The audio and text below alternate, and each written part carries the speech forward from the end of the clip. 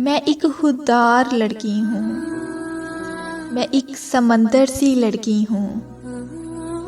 मैं अपनी धुन में चलती हूँ, रिश्ते नाते अपने सारे मैं दिल के करीब ही रखती हूँ।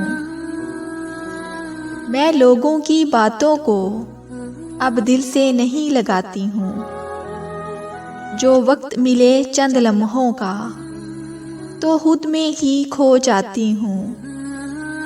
मोहब्बत के तकाज़ों को मैं दिल से पूरा करती हूँ। जो दिल से उतर जाए तो उसे खुद से दूर ही रखती हूँ। मैं एक खुददार लड़की हूँ। मज़ीद खूबसूरत और बेहतरीन उर्दू शायरी के लिए हमारा channel Urdu poetry plus subscribe करके बेल नोटिफिकेशन को ऑन कर दें ताकि आने वाली तमाम वीडियोज़ की नोटिफिकेशंस आप तक पहुंचती रहें।